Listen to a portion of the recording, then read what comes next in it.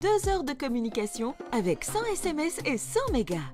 Tapez étoile 123 étoile, code d'une recharge de 10 à 100 Ouguiya, étoile 1 dièse. Ou activez le forfait directement d'un revendeur Chargeli. Move Moritel, un monde nouveau vous appelle.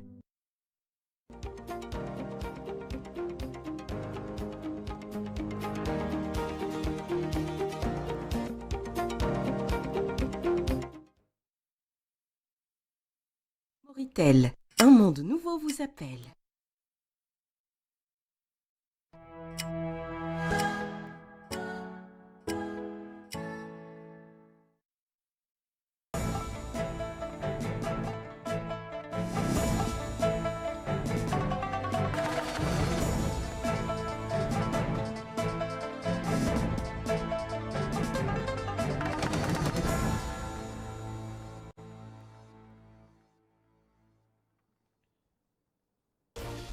Le ministre de la Santé s'informe à Attar sur le fonctionnement de certaines structures sanitaires et les prestations fournies aux populations de la wilaya.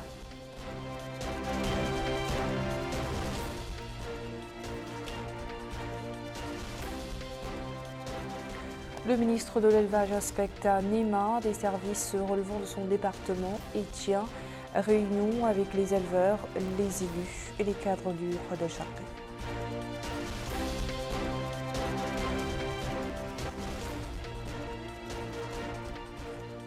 Lancement d'un atelier de formation spécialisé sur l'inventaire du patrimoine culturel immatériel, la préparation et inscription des dossiers nationaux sous la liste du patrimoine immatériel de l'humanité.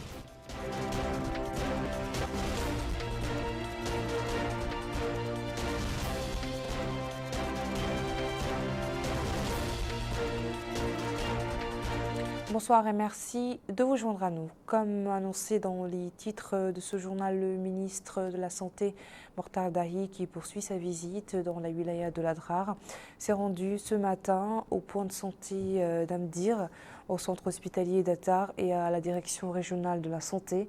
Il s'est informé sur le fonctionnement de ces structures sanitaires et les prestations qu'elles fournissent aux populations. Compte rendu signé Abdullah Damaba. Le poste de santé de la localité d'Amder, relevant de la commune de Tawaz, a constitué une étape de ce déplacement du ministre de la Santé, Mortar Dahi. Il s'est informé des prestations de ces structures sanitaires. Il a aussi visité le centre hospitalier d'Attar. Sur les lieux, il a été informé des installations dont disposent ces deux structures hospitalières. Il a aussi été édifié sur la nature des prestations et services fournis aux usagers. Sur les lieux, au centre hospitalier d'Attar, il a reçu des explications sur les services fournis particulièrement au profit des femmes et enfants. Il s'est par ailleurs rendu à la direction régionale de l'action sanitaire d'Attar. Là aussi, il a été question du travail effectué par cette direction. Mortar Dahi a à la fin déclaré avoir visité ces différents démembrements et services relevants de ce département afin de s'enquérir du travail effectué sur les lieux. Il a ensuite indiqué avoir constaté une amélioration du service de l'entretien de l'hygiène et des équipements mis à la disposition de ces différentes structures, nonobstant, dit-il, des manquements qui ont été constatés auxquels, conclut-il, il compte œuvrer afin d'y remédier. Le ministre de la Santé a, au cours de ce déplacement, tenu une réunion en présence du Wali, des autorités administratives et sécuritaires, du staff médical et acteurs de la société civile. Il a été question de la politique sanitaire de ce secteur au niveau de ces wilayas au cours de ces rencontres.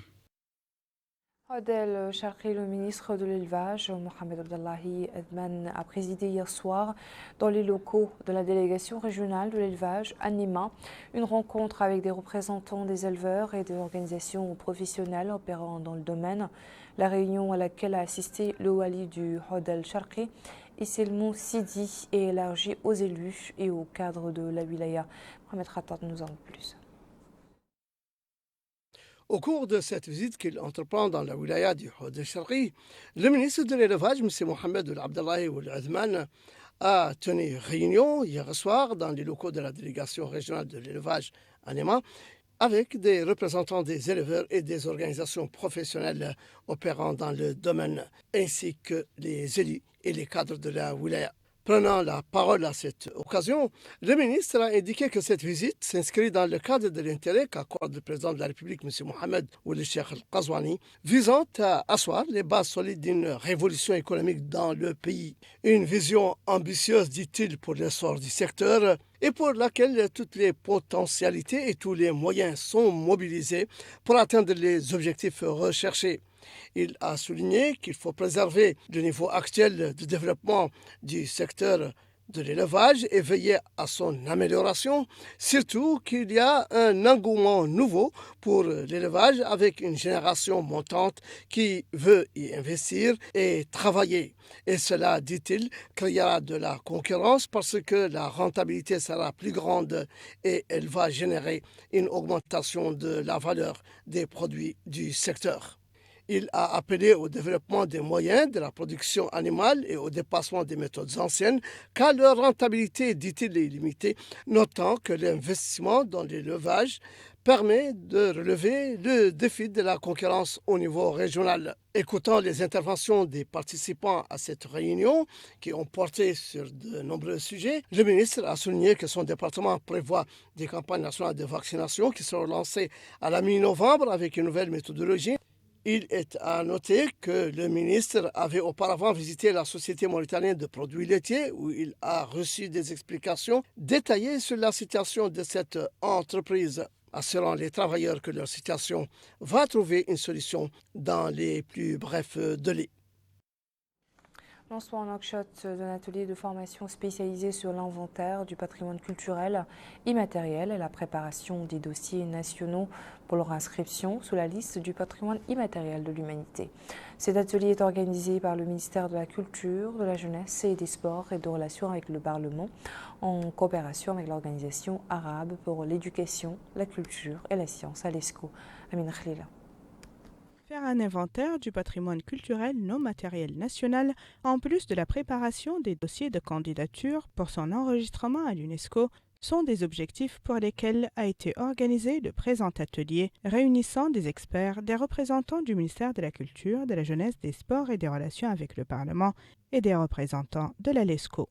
Lors de son mot d'ouverture, le chargé de mission au ministère de la Culture, de la Jeunesse, des Sports et des Relations avec le Parlement, M. Yahya Ould Ahmeddou, a indiqué que la culture est un élément essentiel du développement de l'identité et de la diversité, richesse et patrimoine des peuples.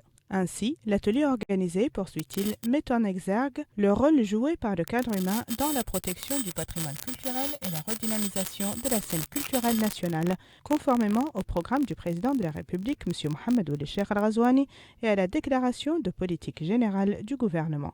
L'atelier a également vu la participation de nombreux acteurs de la scène culturelle nationale et internationale. Le représentant de la LESCO a précisé que son organisation dispose d'un programme intensif d'appui technique aux pays arabes visant l'enregistrement de leur patrimoine culturel et pour lequel a été lancé un plan quinquennal pour l'enregistrement des dossiers arabes partagés. Il a ainsi indiqué que la Mauritanie s'est présentée comme leader de certaines thématiques, telles que le soufisme, le henné, entre autres. Le présent atelier durera 3 jours et traitera de la culture arabe et des voies et moyens de la moderniser et de la faire connaître à niveau international. Wilaya de Darlet-Nodiboul et plus précisément l'arrondissement de Boulenoir où la petite enfance est dotée d'un jardin d'enfants pour mieux asseoir l'enseignement préscolaire qui est une étape déterminante selon les experts des cycles de l'enseignement des enfants. Abdullah Damaba. Le Hakem de la Mokata de Boulenoir a supervisé l'ouverture de ce jardin d'enfants au niveau de ces localités. Cette nouvelle structure du préscolaire a été érigée afin de soutenir et accompagner l'établissement d'une école républicaine, ce qui permettra de préparer ces bambins au cycle primaire. Le maire de la commune de Boulenoir a affirmé qu'il n'existait pas de structure d'enseignement du préscolaire au sein de cette municipalité. C'est, dit-il, dans ce cadre qu'on a procédé à la mise en place de ce jardin d'enfants. Il a enfin appelé et formulé une demande d'aide et d'appui au département concerné dans ce cadre. Cette monitrice a souligné que les enfants qui sont inscrits au niveau de ce jardin sont âgés entre 2 et 6 ans. Elle a aussi indiqué qu'actuellement, plus de 30 enfants sont déjà inscrits au niveau de cette école. Cette mère de famille a quant à elle apprécié les conditions d'apprentissage des bambins. Elle a déclaré que les parents amènent leurs enfants à 9 heures, qui restent sur place jusqu'à midi, puis dit-elle, on vient les récupérer. Elle a aussi salué le travail abattu par les monitrices. À Kifa, les examens d'entrée à l'école d'enseignement technique et de formation professionnelle ont commencé aujourd'hui. Ceci pour sélectionner 180 candidats repartis dans les domaines de l'agriculture, l'électricité domestique, de la soudure, la menuiserie, du bâtiment, etc. Amina Khalil. 400 élèves, dont 180 seront sélectionnés, et le nombre de candidats au concours d'entrée en première année d'enseignement technique et de formation professionnelle organisé à Kifa, capitale de la wilaya de la Saba. Le concours comprend 9 spécialités professionnelles permettant l'accès des jeunes au marché du travail. Cette candidate précise qu'elle a choisi la spécialité de l'agriculture qui assure un bon revenu et contribue en même temps au développement socio-économique du pays. Pour cette autre, l'énergie renouvelable est son choix de prédilection vu les opportunités qu'elles offrent. Les candidats retenus suivront des formations professionnelles spécialisées visant à les préparer au marché de l'emploi ou encore mieux à initier des activités génératrices de revenus. Pour le chef du jury de Kifa, le concours vise essentiellement la réinsertion des élèves n'ayant pas terminé leur cursus scolaire afin de leur faciliter l'entrée sur le marché du travail. Quant à la direction de l'école, elle œuvre, précise M. Morteji Oulmoula Idriss, à préparer le terrain pour accueillir les 180 nouveaux élèves qui seront formés sur les 9 domaines disponibles, à savoir la couture, la mécanique, l'électricité, l'énergie renouvelable, la soudure, la plomberie, la menuiserie, l'agriculture et les BTP. Il est à noter que l'école d'enseignement technique et de formation professionnelle contribue à la formation des jeunes Mauritaniens désireux d'intégrer le marché du travail. Restons sur ce sujet d'entrée à l'école, les examens d'entrée à l'école d'enseignement technique et de formation professionnelle, mais cette fois à Attar, où le wali de l'Adrar, Abdallahi Mohamed Mahmoud, a supervisé en compagnie des autorités administratives et sécuritaires le lancement du concours d'entrée à l'école de formation professionnelle pour le certificat d'aptitude professionnelle pour l'année scolaire 2022-2023. Le wali et sa délégation ont visité les différentes classes et ateliers dans lesquels se déroulent les concours, s'informant sur les conditions des élèves, des examens et le mécanisme de contrôle utilisé pour assurer la transparence. 244 candidats donc postulent pour entrer en première année de l'école de formation professionnelle dans diverses spécialisations telles que la mécanique automobile, la couture, le froid, l'énergie solaire, l'électricité domestique, l'agriculture. Nous refermons ce journal par un détour dans la wilaya du Gourgol, où les infrastructures pédagogiques viennent de connaître un ajout qualitatif avec la réception des clés d'un lycée à Tifondi-Sivé, en plus de la construction de 19 établissements scolaires et 11 écoles primaires, 6 collèges et 2 lycées. Abdullah Damaba nous en dit plus. Le lycée de Touvoundé-Sivé, qui a été récemment inauguré, fait partie du lot des 50 écoles qui ont été érigées à l'intérieur du pays. Cette école flambant neuve dispose de toutes les facilités nécessaires dans ce cadre, dont des salles de classe équipées, d'un logement pour le gardien, d'un bloc administratif, entre autres. Ainsi, ces 50 écoles permettront d'accueillir plus de 30 000 élèves avec la construction de plus de 479 salles de classe. Le directeur des bâtiments et équipements publics au ministère de l'Habitat, de l'Urbanisme et de l'Aménagement du Territoire a affirmé que ces nouvelles infrastructures scolaires vont être très utiles avec la mise en œuvre de la première année de l'établissement de l'école républicaine. Il a aussi souligné que ces nouvelles écoles disposent de tous les compartiments nécessaires au bon fonctionnement de ces structures scolaires. La wilaya du Gourgol est la région qui a le plus bénéficié de ce projet de construction de 50 écoles à l'intérieur du pays ayant été dotée de 10 écoles. Le DREN du Gourgol a affirmé que la construction de ces écoles est très importante parce que, dit-il, sans un environnement adéquat, il serait difficile pour le personnel pédagogique de prodiguer des enseignements aux élèves dans des conditions optimales. La mise en place de ces infrastructures scolaires entre dans le cadre de la vision globale du secteur de l'éducation, accompagnant ainsi la mise en place des fondements de l'école républicaine. Voilà, nous arrivons à la fin de notre édition. Merci à vous de nous avoir suivis. Le rappel des titres à la une. Le ministre de la Santé s'informe à Attar sur le fonctionnement de certaines structures sanitaires et les prestations fournies aux populations de la wilaya de l'Adrar.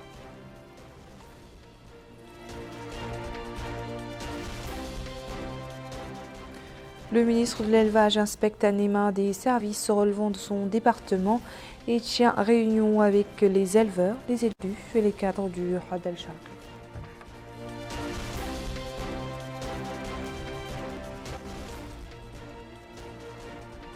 Lancement d'un atelier de formation spécialisé sur l'inventaire du patrimoine culturel immatériel, la préparation et inscription des dossiers nationaux sur la liste du patrimoine immatériel de l'humanité.